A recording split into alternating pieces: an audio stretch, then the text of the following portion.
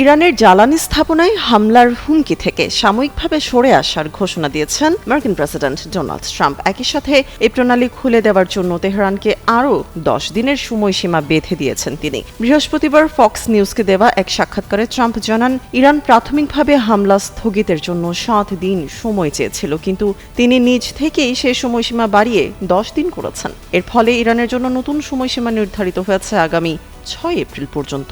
সাক্ষাৎকারে ট্রাম্প বলেন,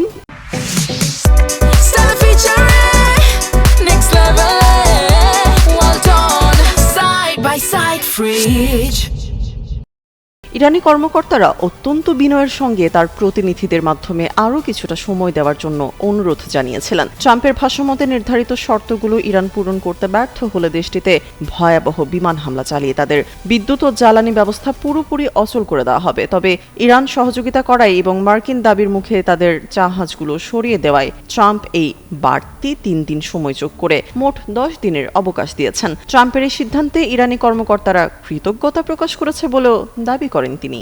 এর আগে হরমুজ প্রণালী খুলে দেওয়ার দাবিতে ইরানকে মাত্র 48 ঘন্টা সময় বেঁধে দিয়েছিলেন ট্রাম্প। পরে সেই সময়সীমা 5 দিন বাড়িয়ে শুক্রবার পর্যন্ত করা হয়েছিল, যা এখন আরেক দফা বাড়িয়ে 6 এপ্রিলে নিয়ে যাওয়া হলো।